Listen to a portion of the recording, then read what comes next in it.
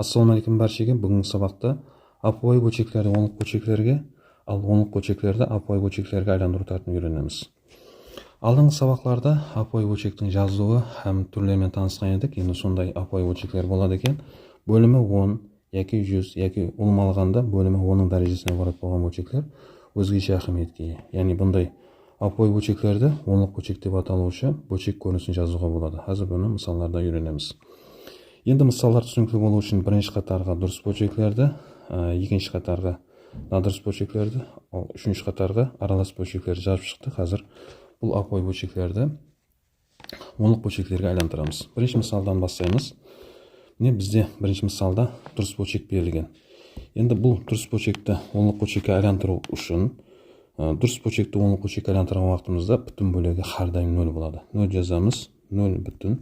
Енді бөлшек бөлігіне 2 жазсақ болды. Біз мына берілген апуай бөлшектің оңлық бөлшек көрінісін жаздық. Енді бөлшектерді дұрыс бөлшектерді оңлық бөлшек көрінісін жазған уақытымызда бүтін бөлігіне 0, ал бөлшек бөлігіне жазған уақытында алымындағы санға қараймыз. Алымындағы сан егер бөлімдегі бірден кейін нөлдер санымен тең болса, өзін жазамыз. Егер нөлдерден аз болса, демек алымындағы санды нөлдермен толықтырып кейін жазамыз. Қазір бұны мысалдарды көреміз. Мәселен, кейінгі мысалда 47 бөлінген 100. Бұл дұрыс бөлшекті оңлық бөлшек көрінісін жазу үшін бүтін бөлігіне 0 жазамыз, үтір қоямыз. Енді бөлшек бөлігіне 47 жазсақ болды. Себебі 47 деген санымыз бөліміндегі бірден кейін нөлдер санымен тең. Кейінгі үшінші дұрыс бөлшекті енді оңлық бөлшек көрінісін жазу үшін бүтін бөлігіне 0 жазамыз, үтір қоямыз. Енді бөлшек бөлігіне саны жазу үшін қараймыз. Алымындағы сан 3, бөліміндегі бірден кейін нөлдер санынан аз. Енді бұны алымындағы санды нөлдермен толықтырамыз. Алыны 0 қойсақ, енді бұны жазамыз. 0 бүтін 100-3 деп оқимыз. Кейінгі төртінші мысалдағы санға қарайық.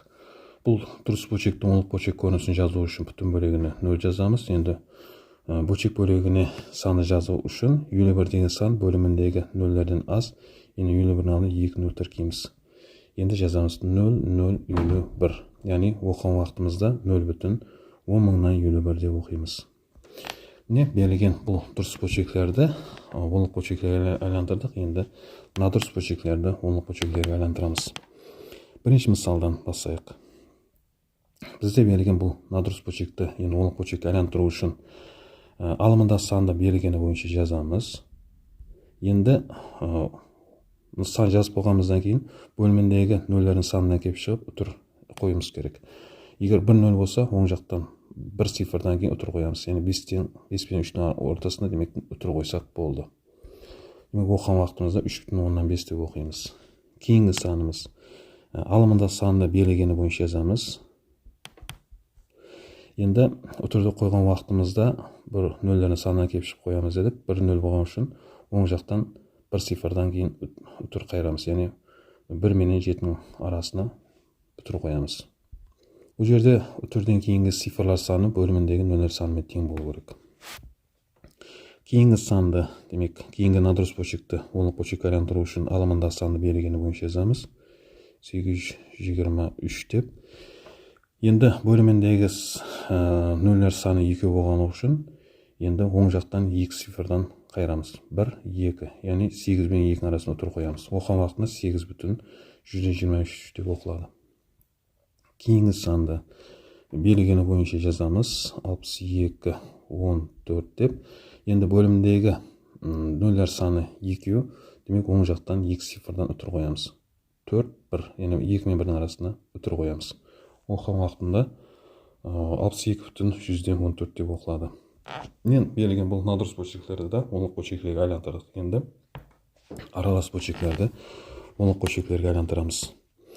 Аралас бөлшектерді оңлық бөлшектерге айландырған уақытымызда бүтін бөлігін жазып аламыз. Бүтін бөлігіне 4, үтір қоямыз. Енді бөлшек бөлігін жазған уақытында 6-ның өзін жазамыз.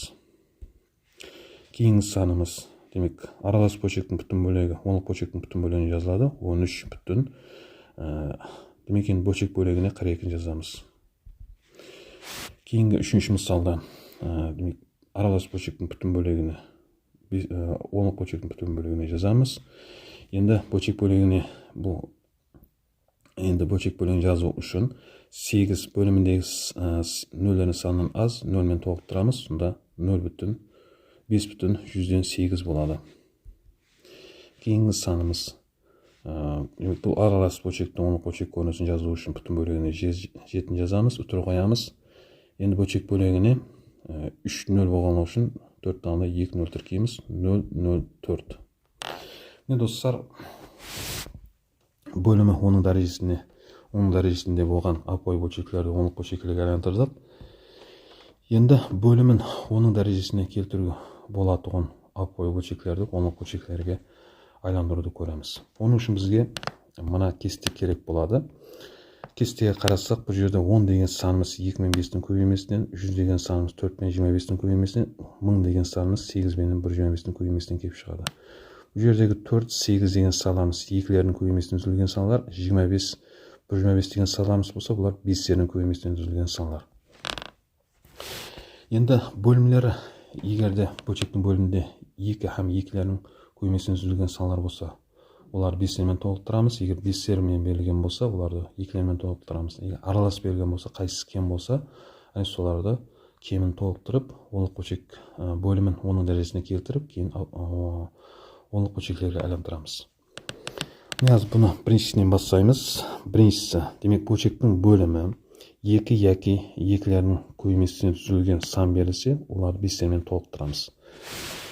Мына мысалдан бастайық. Бізде мынандай апой бөлшек берілген. Бөлімінде 2, яғни 2-ден 1 деген бөлшек берілген.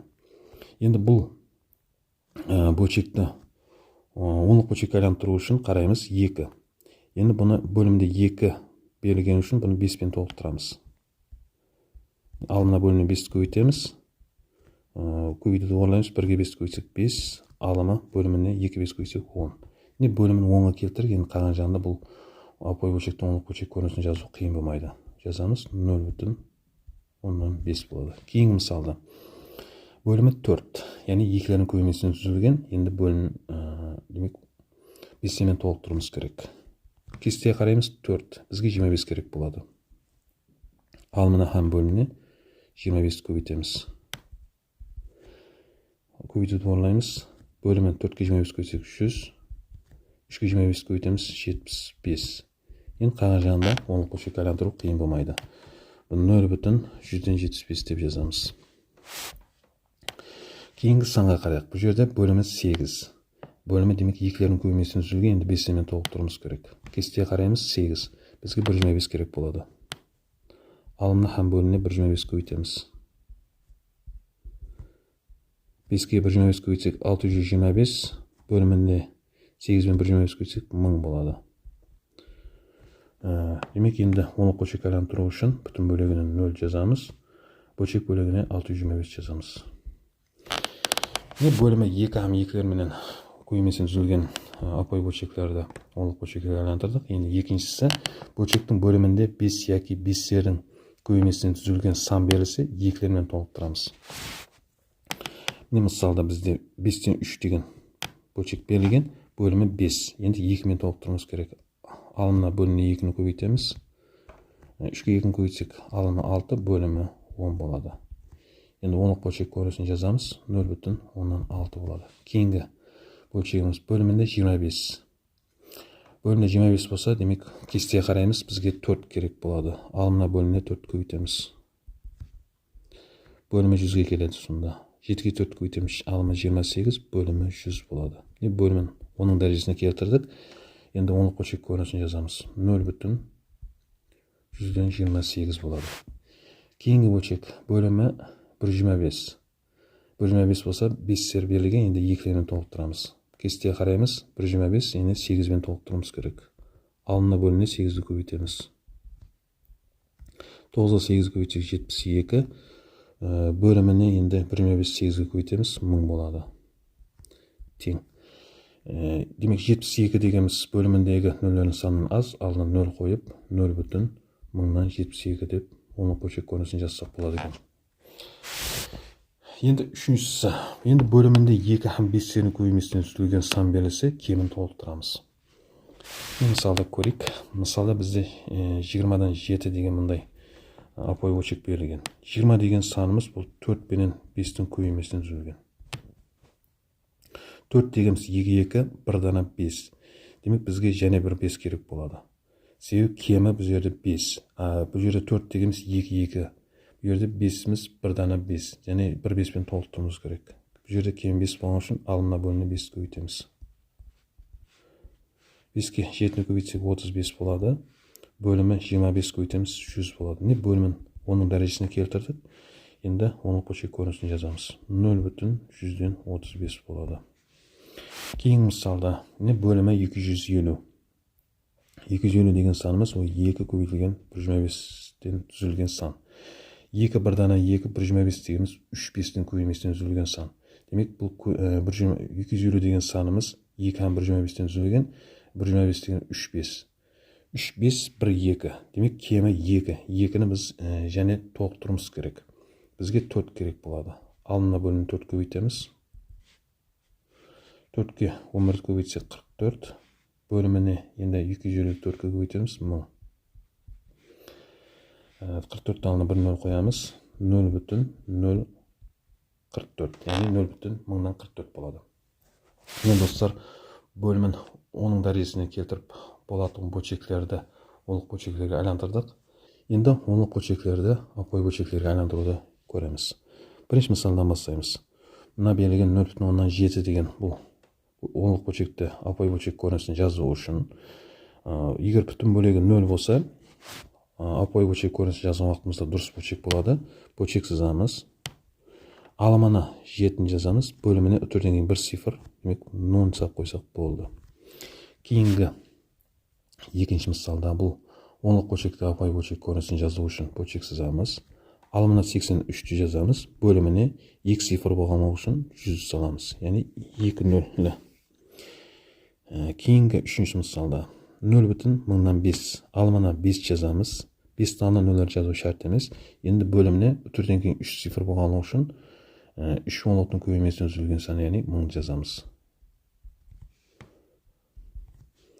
Төртінші мысалда 0,1000-дан 94. Бөлшек сызамыз. Алымына 94 жазамыз. Себебі алдына 0 жазу шарт емес. Бөліміне 3 цифр, яғни 1000 жазамыз. Оңлық бөлшектің бүтін бөлігінде 0-ден басқа сан болатын болса, олар біз надұрыс бөлшек көрінісіне яки аралас бөлшек көрінісіне жазуға болады.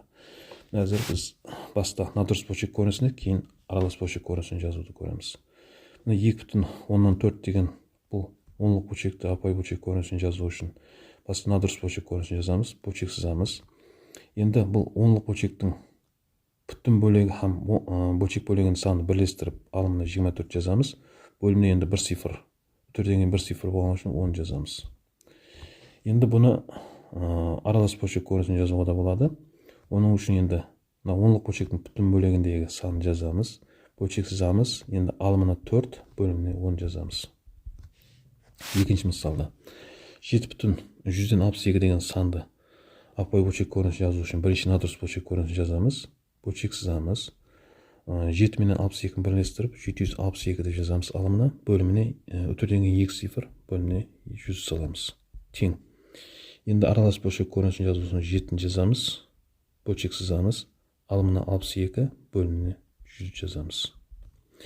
Үшінші мысалда басында надұрыс бөлшек көрінісін жазу үшін бөлшек сызамыз. Алымына 603, бөліміне 100 жазамыз. Тең. Енді аралас бөлшек көрінісін жазу үшін аралас бөлшектің бүтін бөлігіне 6, бөлшек сызамыз. Енді 0 3 еместі 3-тің өзін жазып, бірақ бөліміне 100 жазамыз.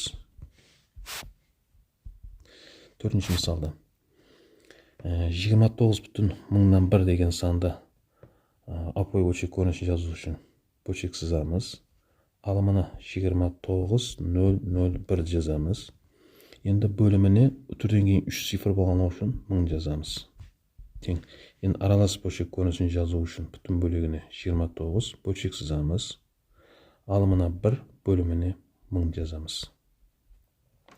Не достар, оңлық бөлшектерді де апой бөлшектерге айландырударын көрдік. Осымен бүгін сабақ жұмақлаймыз. Видео пайдалы болған болса лайк басып, каналға ағза болып қойын. Кейінгі сабақтарда көріскенше.